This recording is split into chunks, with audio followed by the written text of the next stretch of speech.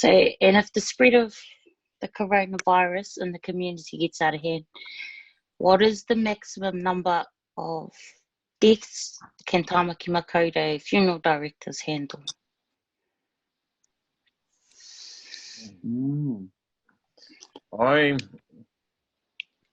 It depends on what.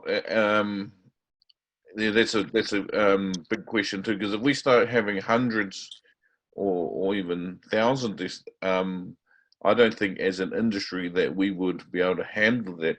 But that's when civil defence law really takes over anything. As you know, that the council and everyone is being operated under civil defence at the moment, and so they would take over that whole procedure if it gets really out of hand.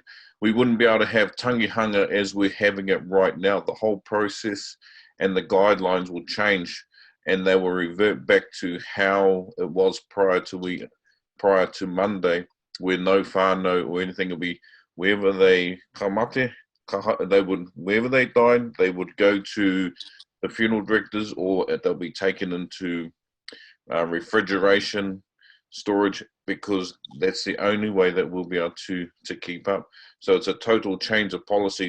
It will be direct cremations, direct burial, back to how the previous policy was before they added these places and where whānau could come and visit and attend the nehu, or go back to where they won't be able to do that. Do we have resources that available to hold mate like that in those numbers on ice or refrigerated?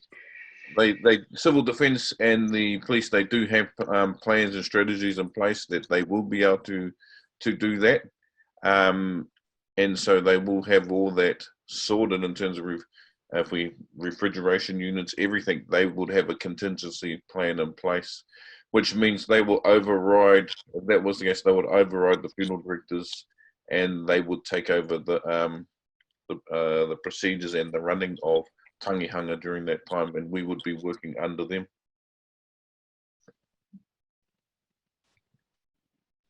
So, are you fellas the Tangihanga police now?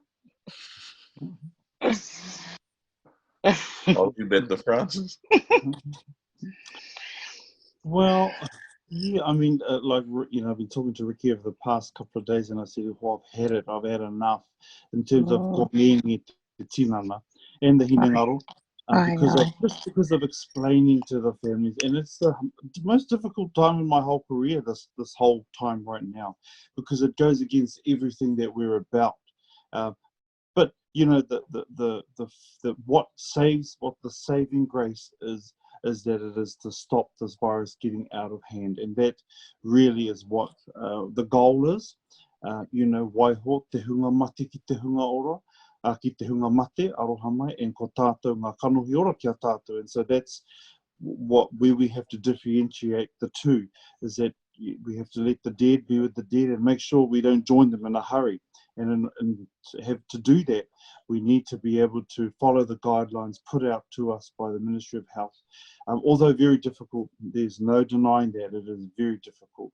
But we've copped a lot of abuse over the week, and a lot of the staff are here when they don't have to be. They don't have to be, but this is their livelihood, and also what they love is looking after families. But it's sort of taken a little bit of a twist, and under the circumstance with the whole country is going through, it's fair enough. And so we're just that little bit more under that pressure and that mental stress at the moment. But I like the update from, it's looking good for this lockdown to be over, hopefully in the 4 weeks. If the numbers are going up and plateauing, then we can come down. So that was encouraging tonight on the news, but, we're not holding our breath. But, Tangihanga Police for now, I guess, we are, but we don't want to be. We want to be the Tangihanga helpers rather than the police. Yeah, that's a good way of putting it. And as a funeral industry, we really had to rethink the way that we see ourselves, because we can't operate as funeral directors as we normally would. And so when we look at that, really we had to think that we're more policy. We're a response team to the ministry's guidelines, and that we're just a part of their response team to help them fulfill, to make sure that everyone is safe. And it's not just difficult for Māori, it'll be difficult for most funeral directors because they're very compassionate, and that's why they in this industry to serve the people. And this goes against everything that we put in place. And we know that Māori and Polynesian Tangihanga is the ultimate pinnacle of all our tikanga, and so when this goes against everything that we've been brought up with. But we have to think of our tupuna. They went through influenza in 1918, 1919, and if it wasn't for them that adapting their tikanga and for putting policies in place and putting procedures in place, that they would bury their loved ones straight away, the karakia, straight to the nehu, that all of us here that are alive, that are Māori, are the legacy that they left behind, that it was our life as a gift from them. And if we have a look at this policy, if we follow this policy just for now, not for the rest of our life, just for these couple of weeks now, or hopefully 2 weeks, that we will, our mokopuna, our children, our grandchildren, great-grandchildren can look back and say, if it wasn't for our tupuna that adapted tikanga at this time, that helped stop the spread of this virus. We have to look at it that way now, that we're legacy creators for our mokopuna. Puno tērā kōrero. What else? Oh, pātai anō. 5 times. Are royal facilities wheelchair accessible? Aye. It's one from the side. Tēnā koutou. Yes, they are. Kapai. Oh, there's another pātai. You know when the funeral director comes to, who comes to pick up the mati from the house if someone does die in the bubble? I suppose koina te pātai. Is it the funeral director who comes? Ultimately, it's always a funeral director, but it depends on the circumstances. So if the cause of death is a sudden death that's unknown or it might have suspicious circumstances, then there's a contract funeral director who will come and uplift the body on behalf of the coroner or the police. Otherwise, if the tūpapaku has a known illness and was expected to pass away, then it will be your selected funeral director that you chose will come and uplift the tūpapaku. Later on, if it was a sudden death and it went to the coroner, later on your selected funeral director will uplift your tūpapaku from the coroner's mortuary. Yeah. Rikki, is that right? Yep. No. Well, during COVID-19, all tangi, all deaths will come under the funeral director, and this means that whānau that were doing all their own tangi and transporting and doing everything themselves under this alert level 4, they cannot do that anymore. On the original policy, all deaths had to go through the police. But what they've done is they've stepped back because our police, our whānau, is still a lot of mistrust between the police and our whānau. Our whānau don't trust them. So as funeral directors, we've been given the honour of taking care of that. The police will generally not be involved in this procedure at all, unless, as what Francis said, that it's a coronal case or a death that was unknown.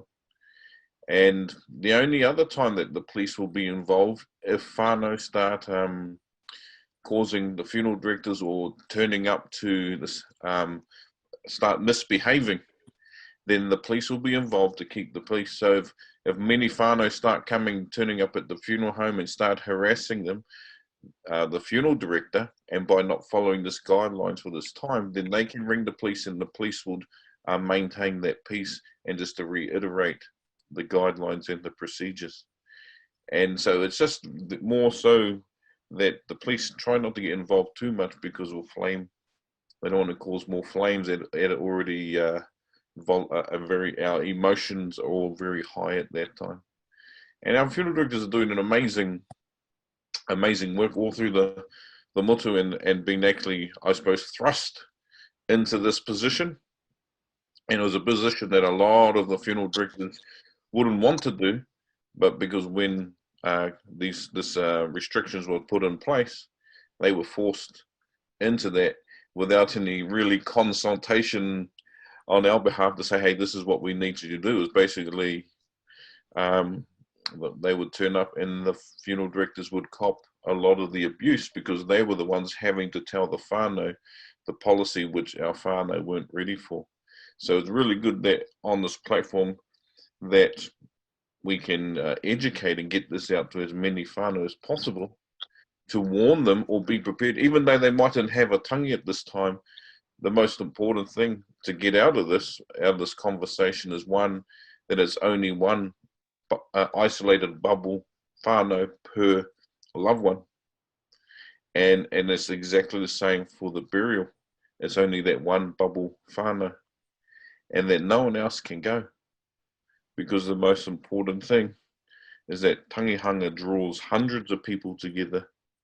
And so we can't afford as a Māori and as a iwi and hapu to have this COVID-19 or coronavirus and get into our whānau because it affects our whakapapa, our genealogy, our mukupuna. So it's really important. We can't go hopping to other whānau too, to other tangi. We can stay home, and then the kawe mate can be held after when this is all lifted. Kia ora mo tēnā. What about and like takahi te whare, te taha ki te karakia? If someone has passed away in your bubble, and I suppose having the house done, and you're a young family who don't know those sorts of things, or you don't have any of that guidance with you in your bubble. Ka aha, me te rā kaupapa. That's a good point. I guess at that time, you know, we're lucky that we've got a few kaimahi that takahi the whare for the family, but in some instances, I guess for other funeral directors or whānau who don't have funeral directors that have that capability, that is something, again, that we'll have to, you know, me panoni te tātou te Māori, we'll have to adapt and figure out another way.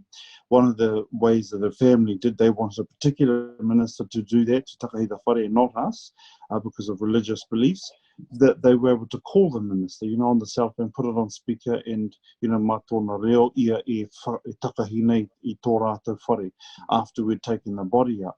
And so there are those ways that we're just trying to think outside the square and to see what works, because we understandably the family have to continue to reside in the whare.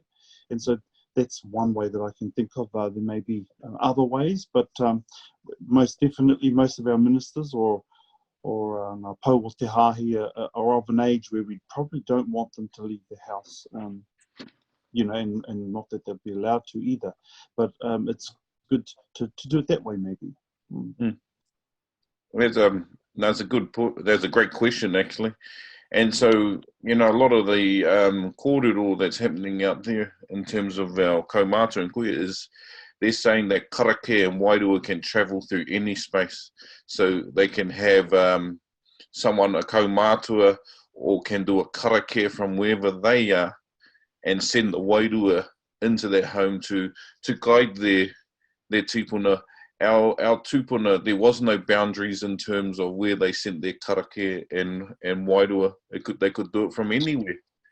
And so we've really become really boxed in terms of some of our thinking that they have to be there. You can listen to the pūrāka of a lot of our tupuna.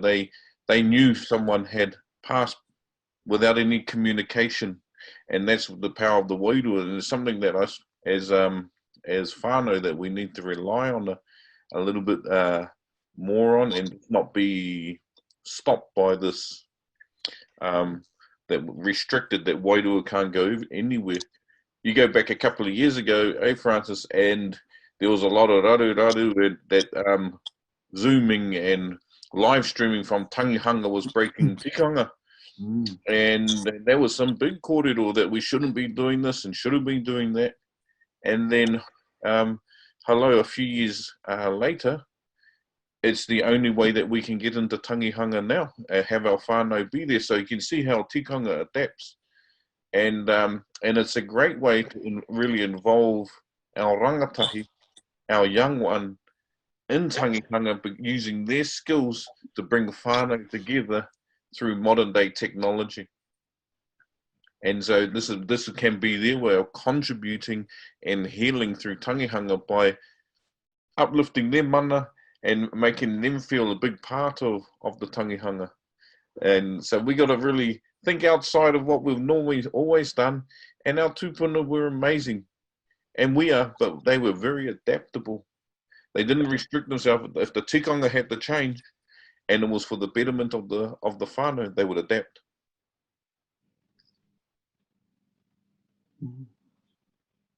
Kia ora mo tēnā. I suppose ko te part-time mutunga, ia tēnā koro mo enei kōrero. Ko te part-time mutunga, I guess, what's the most important informational thing you want whānau to get from this, to understand? Well, for me personally, it is the kōrero about the bubble, because this will help us return back to our normal ways if we all abide by it.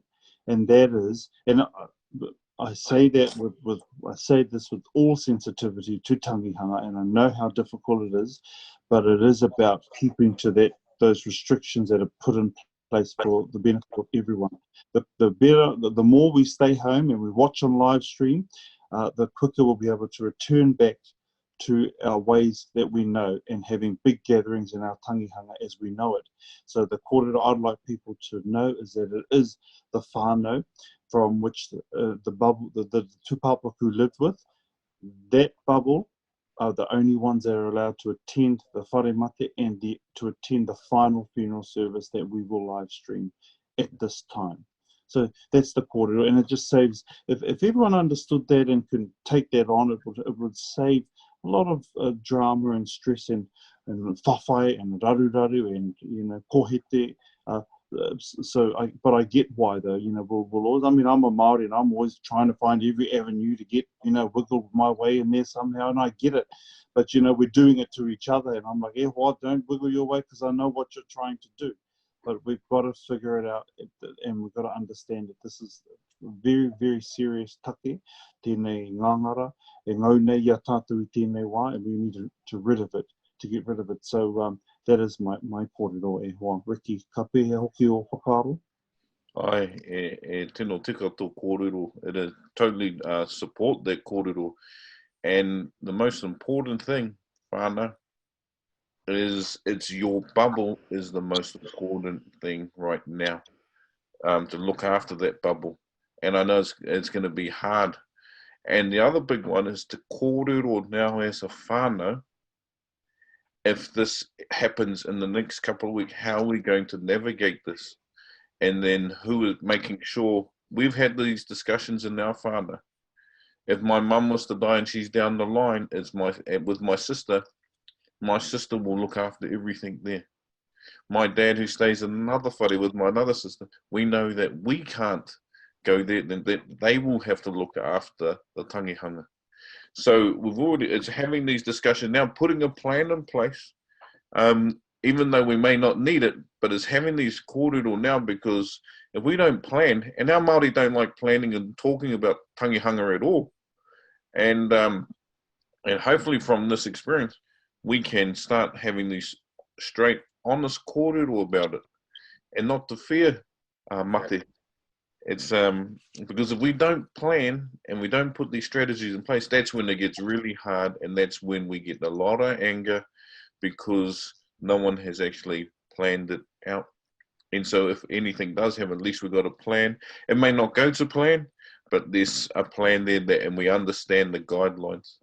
And the most important thing is your whakapapa and the bubble you're in right now.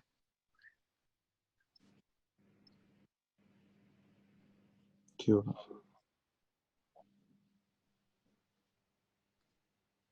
Tēnā kōrero i ngā kōrero. Ahi ko oti tātou i tēnei wā. Tēnā kōrero i ngā kōrero rangatira. Hei whakaarotanga mā tātou katoa. Ai, he kōrero nui, he kōrero hohunu. Engari, he kōrero nui, kai roto, nui rawa, mō tātou katoa. Rere ka oti tātou i kona, e mihi ana kia kōrua, e mihi hoki ana kia koe whā Steph. Tēnā koutou. Kia ora. Tēnā.